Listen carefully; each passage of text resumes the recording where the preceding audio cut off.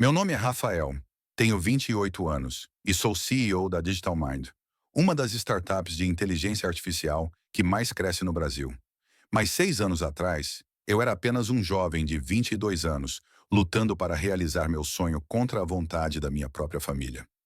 Quando meus pais faleceram em um acidente de carro, eu tinha apenas 17 anos. Minha tia Cristina, irmã do meu pai, tornou-se minha tutora legal e, consequentemente, administradora do modesto seguro de vida que meus pais deixaram. Não era uma fortuna, mas seria suficiente para financiar minha faculdade e me dar alguma estabilidade nos primeiros anos de vida adulta. Desde criança, eu era fascinado por computadores e programação. No ensino médio, já desenvolvia pequenos aplicativos e tinha certeza absoluta que queria cursar ciência da computação. Meus pais sempre apoiaram esse sonho. Meu pai, apesar de ser mecânico e trabalhar com as mãos, dizia que o futuro estava na tecnologia. Mas tia Cristina tinha outra visão. Para ela, curso superior era frescura, especialmente em coisas de computador. Ela acreditava firmemente que eu deveria seguir os passos do meu pai e trabalhar com as mãos, algo honesto como mecânica ou construção civil. No meu último ano do ensino médio, consegui uma bolsa parcial para uma das melhores faculdades de tecnologia do país. Estava radiante. A bolsa cobriria 70% do curso e o restante eu poderia pagar com o dinheiro do seguro. Quando mostrei a carta de aceitação para minha tia, esperava ao menos um sorriso forçado, talvez um parabéns sem entusiasmo. Em vez disso, recebi um olhar de desprezo. Rafael, isso é um desperdício de dinheiro, ela disse, jogando a carta na mesa da cozinha. Seu pai trabalhava de verdade. Não ficava o dia todo brincando com o computador. Tecnologia é coisa de vagabundo. Tentei argumentar. Mostrei estatísticas salariais, taxas de empregabilidade, o crescimento exponencial do setor. Nada adiantou. Já decidi. Não vou autorizar o uso do dinheiro do seguro para isso. Ela declarou, com aquela finalidade assustadora que só adultos conseguem impor a adolescentes. Você vai trabalhar na oficina do seu Jorge, que era amigo do seu pai. Isso sim é futuro garantido.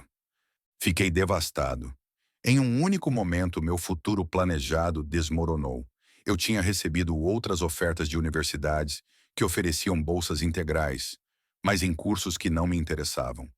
A bolsa parcial em ciência da computação era meu sonho. Você não pode fazer isso. É o meu dinheiro dos meus pais, gritei, perdendo a compostura. O que aconteceu em seguida me deixou sem palavras. Tia Cristina pegou seu celular, ligou para a universidade e, fingindo ser minha mãe, ela era administradora legal, afinal, informou que eu não aceitaria a bolsa. Depois, na minha frente, rasgou a carta de aceitação em pedaços. Problema resolvido, ela disse com um sorriso frio. Na segunda-feira você começa na oficina. Seu Jorge está te esperando às 7 horas. Naquela noite, chorei como não chorava desde o funeral dos meus pais. Era uma mistura de tristeza, raiva e, principalmente, impotência. Legalmente, ela podia fazer aquilo. O dinheiro estava sob sua administração até meus 21 anos. E agora minha bolsa também estava cancelada. Nas semanas seguintes, trabalhei como assistente de mecânico. Não que houvesse algo de errado com a profissão. Seu Jorge era um homem bom e paciente. O problema era que aquilo não era meu sonho. Não era meu caminho. Durante os primeiros 3 meses, desenvolvi uma estratégia. Trabalhava duro na oficina durante o dia, economizando cada centavo. À noite, fazia trabalhos freelancer de programação em plataformas online. Dormia apenas 4 a 5 horas por noite, mas cada linha de código que escrevia era um pequeno ato de rebelião e esperança. Minha tia não entendia por que eu passava tanto tempo naquele computador velho. Para ela, eu estava provavelmente jogando ou perdendo tempo em redes sociais. Pouco sabia ela que eu estava construindo meu futuro, um cliente de cada vez. Rafael, você vai acabar como esses viciados em jogos. Ela comentava quando me via programando até tarde.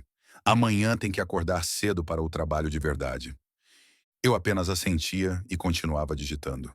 Cada comentário depreciativo se transformava em combustível para minha determinação. Depois de 6 meses, fiz minha primeira grande venda. Um sistema de gerenciamento para uma pequena rede de lojas local. O proprietário gostou tanto que me recomendou para outros empresários. Logo, eu estava ganhando mais com meu trabalho de vagabundo do que com a oficina. Com um ano de trabalho intenso, consegui juntar dinheiro suficiente para alugar um pequeno apartamento e sair da casa da minha tia. Ela ficou furiosa, é claro. Você está desperdiçando seu potencial. Seu Jorge estava pronto para te promover. Agradeci educadamente a seu Jorge, que na verdade entendia minha situação melhor que minha própria tia, e saí. Naquela noite, dormi em um colchão no chão do meu pequeno apartamento, mas era o melhor sono que tive em meses. Liberdade tem esse efeito. Ao invés de cursar faculdade formalmente, mergulhei em cursos online, bootcamps de programação e projetos práticos. Enquanto meus ex-colegas de escola estavam no segundo ano da faculdade, eu já estava desenvolvendo software para empresas reais, aprendendo no campo de batalha. Meu pequeno apartamento se transformou em meu escritório. Trabalhava praticamente 18 horas por dia, dividido entre projetos de clientes e meus próprios produtos de software. Muitas vezes, dormia ao lado do computador, acordando com ideias no meio da noite e imediatamente implementando-as. Foi um período de extremo sacrifício, mas também de rápido crescimento. Cada cliente satisfeito me trazia três novos. Minha reputação começou a se espalhar na comunidade de tecnologia local. Você é jovem demais para saber tanto, comentou um cliente após eu resolver um problema que sua equipe tentava solucionar há meses. Aquele comentário, diferente dos da minha tia, era um elogio que carreguei comigo como medalha. Aos 20 anos, fundei minha primeira startup de verdade, um sistema de automatização para pequenas empresas. Consegui um pequeno investimento de um dos meus clientes que acreditou no potencial. Contratei dois desenvolvedores e começamos a crescer. A ironia da situação não me escapava. Enquanto minha tia insistia que eu deveria trabalhar de verdade, seguindo os passos do meu pai mecânico, eu estava criando empregos para outras pessoas através da tecnologia que ela tanto desprezava. Aos 21 anos, finalmente tive acesso ao dinheiro do seguro.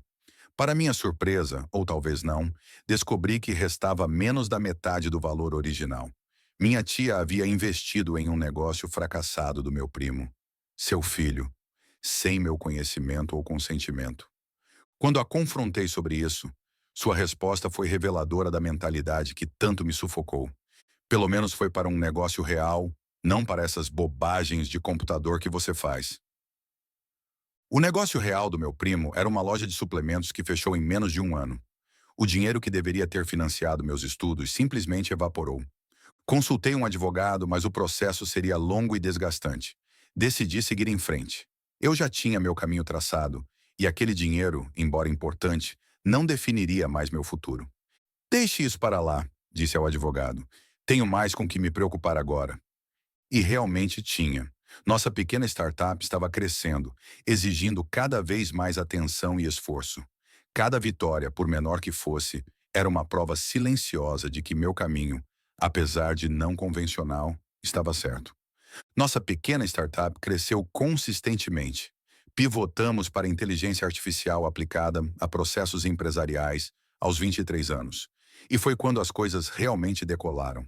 Conseguimos um investimento de uma venture capital, expandimos a equipe e, aos 25 anos, estávamos entre as empresas de tecnologia mais promissoras do país. O escritório improvisado no meu apartamento deu lugar a um espaço corporativo moderno. Minha equipe de 2 desenvolvedores cresceu para 15, depois 30, e seguiu expandindo. Começamos a ganhar prêmios de inovação e aparecer em revistas de negócios e tecnologia. A primeira vez que vi meu rosto na capa de uma revista de empreendedorismo, com a manchete "O futuro da IA no Brasil", senti um misto de orgulho e melancolia. Orgulho pelo caminho percorrido, melancolia porque meus pais não estavam ali para ver. Guardei um exemplar, imaginando como seria mostrar aquilo para eles. Durante todo esse tempo, não tive contato com minha tia. Ela tentou algumas vezes restabelecer comunicação quando começou a ver notícias sobre minha empresa em jornais locais, mas eu mantinha distância. As feridas ainda estavam abertas. Seu sobrinho virou capa de revista, comentou um conhecido dela, mostrando a publicação. Sempre soube que ele iria longe, ela respondeu, segundo me contaram depois. A hipocrisia da afirmação me fez rir amargamente quando soube. Aos 27 anos, nossa empresa, agora chamada Digital Mind, fechou uma rodada de investimentos Series B, avaliando a startup em mais de 50 milhões de reais. Expandimos internacionalmente, com clientes na América Latina e escritórios planejados para Portugal e Estados Unidos. O sucesso trouxe não apenas reconhecimento profissional, mas também a validação que secretamente eu tanto buscava. Cada marco alcançado era como um bilhete para o passado, dizendo àquele jovem desesperado que chorou ao ver sua carta de aceitação rasgada: vai dar certo, não desista. Em uma entrevista para um podcast de tecnologia, quando perguntado sobre educação formal, respondi honestamente: acredito no poder da educação formal, com certeza. Mas também acredito que existem múltiplos caminhos para o conhecimento. No meu caso, circunstâncias pessoais me forçaram a encontrar rotas alternativas. Não recomendo meu caminho para todos, mas aprendi que determinação supera quase qualquer obstáculo. O que não mencionei foi que o maior desses obstáculos tinha nome e sobrenome: minha tia Cristina. Com o crescimento da empresa, precisávamos de instalações maiores. Adquirimos um prédio inteiro no distrito financeiro e iniciamos uma fase de contratações agressivas. Nosso departamento de RH estava constantemente entrevistando candidatos para diversas posições. A reviravolta aconteceu há cerca de 8 meses. Nossa empresa, agora com 70 funcionários, estava contratando para diversas posições, incluindo recepcionistas para nossa nova sede. Em um dia normal de trabalho, recebi uma notificação do departamento de RH.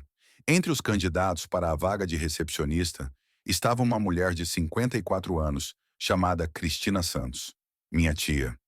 Tive que ler o nome 2 vezes para acreditar. De todas as empresas em que ela poderia tentar trabalhar, o destino a trouxe para a minha.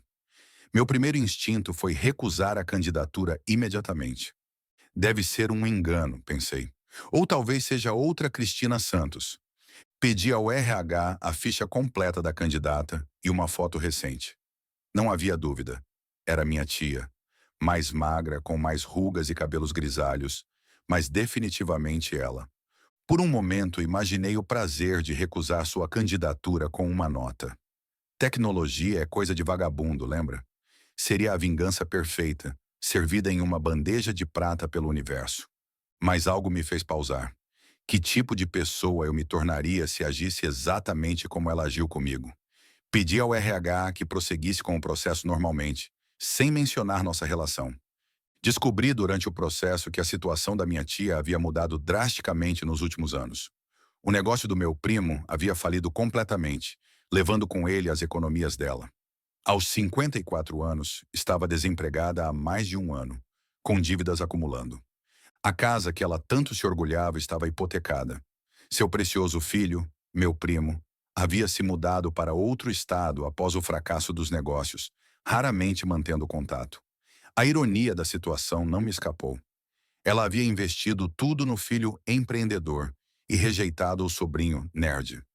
Quando chegou a fase final do processo, pedi para participar pessoalmente da entrevista. Queria ver sua reação. Tem certeza, Rafael? Perguntou minha diretora de RH, surpresa com meu interesse em uma vaga de recepcionista. Normalmente você só participa das entrevistas para cargos de gerência ou tecnologia. Tenho certeza, respondi, mantendo meu semblante neutro. Tenho um bom pressentimento sobre esta candidata. Quando entrei na sala de reuniões, o choque em seu rosto foi impagável. Por um momento, não conseguiu dizer uma palavra. Seus olhos se arregalaram, a boca se abriu ligeiramente e sua pele empalideceu como se tivesse visto um fantasma. Rafael, eu não sabia. Que eu era o dono da empresa. Sim, imaginei, respondi calmamente, sentando-me à sua frente. Então você quer trabalhar aqui? Ela parecia completamente deslocada, alternando entre embaraço e desespero. Se pudesse adivinhar seus pensamentos, provavelmente estavam oscilando entre fugir da sala imediatamente ou implorar por perdão. Eu não sabia que esta era sua empresa, ela repetiu, como se isso explicasse sua presença ali. Eu vi o anúncio no jornal e decidiu se candidatar a uma empresa de tecnologia? Logo você que dizia que tecnologia era coisa de vagabundo? Mantive minha voz calma, sem hostilidade, apenas constatando fatos. Ela engoliu em seco, ajustando nervosamente a pasta de documentos em seu colo. As coisas mudaram muito, Rafael. Percebo, respondi, folheando seu currículo. Diz aqui que você trabalhou como caixa nos últimos anos, mas está desempregada há mais de um ano. Ela assentiu, olhando para baixo. O que aconteceu?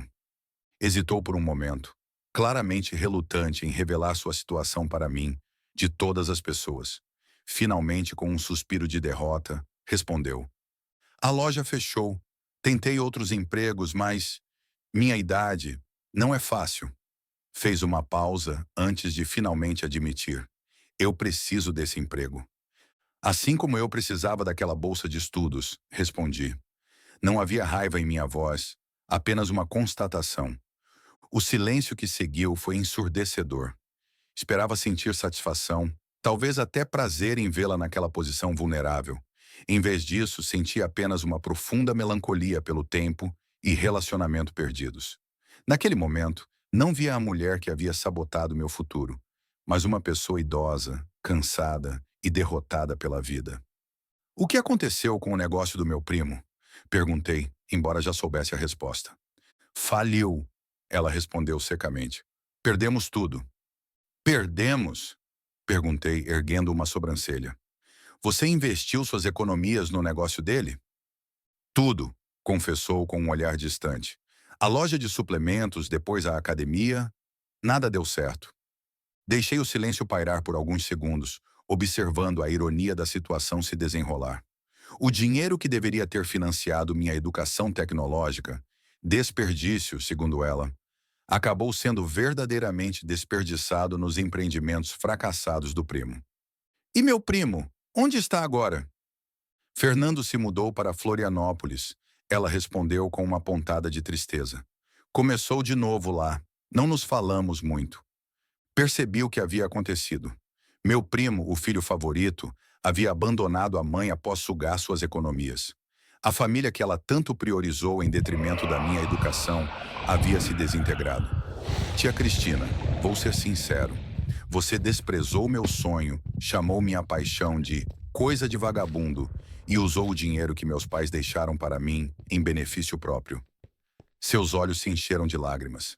Não de manipulação, mas de verdadeiro arrependimento. Eu estava errada, ela sussurrou.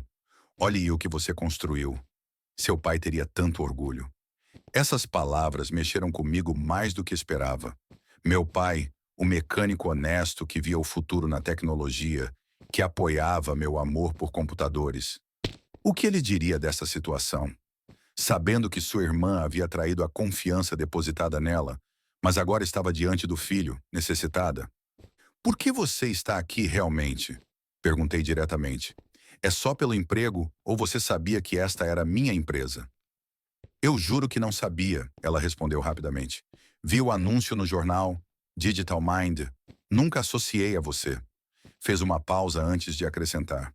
Mas talvez o destino tenha me trazido aqui por alguma razão. Considerei minhas opções. Poderia mandá-la embora, um ato de retribuição pelo que ela fez comigo. Ou poderia contratá-la, colocando-a em uma posição de dependência de mim. Uma inversão completa de poder. Ambas as opções pareciam mesquinhas quando analisadas. Você terá um emprego, decidi finalmente. Não porque é minha tia, mas apesar disso, terá que trabalhar como qualquer outro funcionário, cumprir metas, seguir regras, sem favoritismo.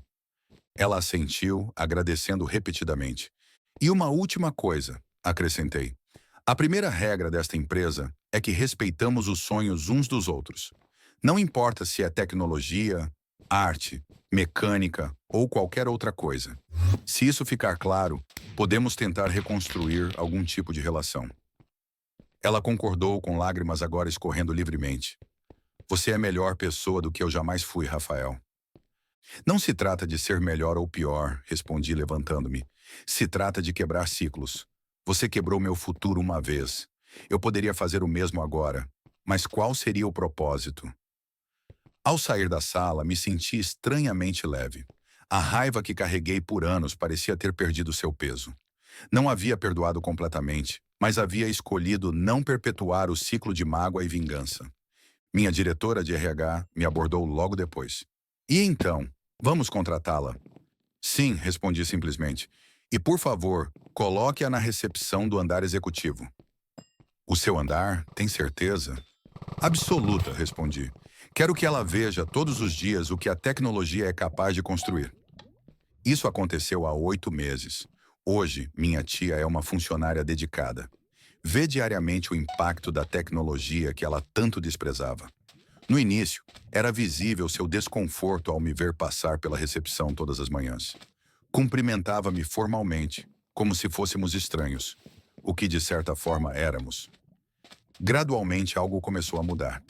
Notei que ela ficava após o expediente para aprender mais sobre o sistema de computador que usava. Uma vez, a encontrei assistindo a tutoriais básicos de programação durante seu intervalo de almoço. Estou tentando entender melhor o que vocês fazem aqui, explicou embaraçada por ter sido pega. É mais complicado do que eu pensava.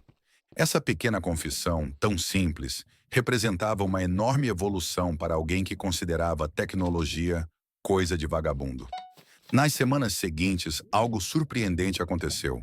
Minha tia começou a fazer pequenas melhorias no sistema de agendamento de visitantes que usávamos na recepção. Percebi que poderíamos economizar tempo se adicionássemos estes campos aqui. Ela me mostrou um dia, claramente nervosa por estar sugerindo mudanças. E também criei um código de cores para identificar visitantes recorrentes. Nossa equipe de desenvolvedores ficou genuinamente impressionada com as sugestões. A mesma mulher que havia ridicularizado a tecnologia agora estava abraçando-a, descobrindo seu potencial com o entusiasmo de uma criança descobrindo um brinquedo novo. Incrível como pessoas podem mudar quando têm a oportunidade, comentou Júlia, nossa CTO, após implementar as sugestões da minha tia no sistema. Após 3 meses, convidei-a para almoçar. Foi um encontro inicialmente desconfortável, repleto de silêncios e assuntos superficiais. Mas entre a entrada e a sobremesa, conseguimos tocar em assuntos mais profundos. Seu pai sempre acreditou em você, ela disse, remexendo sua salada. Mesmo quando você era pequeno e passava horas naquele computador velho, ele dizia que você estava construindo o futuro. Por que você era tão contra, então? Perguntei finalmente, fazendo a pergunta que me atormentava por anos. Ela ponderou antes de responder. Medo, acho. Medo do desconhecido. Na minha geração, trabalho de verdade era aquele que você fazia com as mãos, que você podia ver e tocar. Computadores pareciam irreais, como se não fosse trabalho de verdade. Assenti, compreendendo pela primeira vez sua perspectiva. Não concordava, mas ao menos podia entender. E também, ela continuou com visível dificuldade, tinha ciúmes da forma como meu irmão te apoiava. Fernando, meu filho, sempre quis seguir caminhos diferentes, mas nunca teve o mesmo apoio do pai. Eu transferi essa frustração para você, e isso foi imperdoável. Aquela confissão sincera abriu a porta para uma reconciliação lenta e gradual. Não seríamos a família perfeita das séries de TV, mas talvez pudéssemos construir algo novo a partir das ruínas. Nos meses seguintes, nossos almoços tornaram-se mais frequentes. Um dia, ela trouxe uma caixa empoeirada que não via há anos. Encontrei isso no meu porão, disse, abrindo a caixa com cuidado. Dentro havia dezenas de fotografias antigas, muitas do meu pai ainda jovem, algumas comigo criança. Esta aqui, ela apontou para uma fotografia específica. Foi do dia em que seu pai trouxe aquele primeiro computador para casa. Você tinha 8 anos. Ficou tão fascinado que não saiu da frente dele por 3 dias. Na foto, um menino magricela de cabelos despenteados olhava maravilhado para uma tela de computador antiquada. Atrás dele, meu pai sorria com orgulho evidente. Ele guardou todas as suas criações, ela continuou, revelando disquetes antigos e impressões de códigos rudimentares que eu havia escrito quando criança. Mesmo depois que ele se foi, nunca tive coragem de jogar fora. Talvez lá no fundo, eu sempre soubesse que você estava destinado a isso. Aquele momento mudou algo fundamental entre nós. Não apagou o passado, mas criou uma ponte sobre o abismo que nos separava. Descobri que ela havia se divorciado anos atrás, que lutou sozinha para criar meu primo, que tinha seus próprios sonhos abandonados. Não justificava suas ações, mas humanizava a pessoa que por tanto tempo vi apenas como vilã na minha história. Um dia, durante uma reunião crucial com investidores, fui surpreendido ao ver minha tia entrar discretamente na sala de conferências, deixando cafés para todos e um bilhete dobrado ao meu lado. Você está construindo algo incrível. Seu pai estaria orgulhoso. Eu estou orgulhosa. Aquele pequeno gesto inesperado e genuíno tocou algo profundo em mim. Percebi que, talvez, a verdadeira vitória não era ter minha tia trabalhando na recepção da minha empresa, mas recuperar um fragmento da família que perdi tão jovem. O ápice dessa transformação veio quando um problema crítico surgiu em um de nossos sistemas principais. Nossa equipe de desenvolvedores estava tentando identificar um bug que causava falhas intermitentes. Durante uma reunião de emergência, minha tia timidamente pediu para falar. Notei que essas falhas sempre acontecem às terças e quintas, justamente quando o sistema de backups automáticos está rodando. Ela comentou. Pode ser coincidência, mas não era coincidência. Ela havia identificado o padrão que escapou até mesmo aos nossos engenheiros mais experientes. O problema foi resolvido em horas, salvando um contrato de milhões. Como você percebeu isso? Perguntei genuinamente impressionado. Ela deu de ombros com um leve sorriso. Observação. Passei anos gerenciando uma casa com recursos limitados. Você aprende a notar padrões, a identificar quando algo está fora do lugar. Aquele dia marcou sua transição oficial da recepção para o departamento de suporte técnico. Uma mudança que ninguém, muito menos ela própria, poderia ter previsto. Recentemente, celebramos o aniversário de 6 anos da Digital Mind, com um grande evento para funcionários e familiares. Durante meu discurso, falei sobre perseverança, sobre como obstáculos muitas vezes nos direcionam para caminhos que jamais imaginaríamos. Todos nós enfrentamos pessoas que não acreditam em nossos sonhos, disse, olhando brevemente para minha tia na plateia. Mas às vezes, são exatamente essas pessoas que inconscientemente nos dão a determinação necessária para provar nosso valor. Então fiz algo não planejado. Convidei minha tia ao palco. Esta mulher, disse ao microfone, me ensinou 2 das lições mais importantes da minha vida. Primeiro, que devemos lutar por nossos sonhos, mesmo quando tudo parece impossível. E segundo, que pessoas podem mudar, evoluir e que o perdão beneficia tanto quem perdoa quanto quem é perdoado. Houve aplausos emocionados. Vi lágrimas nos olhos de funcionários que conheciam fragmentos da nossa história. Minha tia, visivelmente emocionada, abraçou-me no palco. Nosso primeiro abraço genuíno em mais de uma década. Obrigada por me dar uma segunda chance, sussurrou. Não apenas o emprego, mas a chance de fazer parte da sua vida novamente. Obrigado por me mostrar que pessoas podem mudar. Respondi, igualmente emocionado.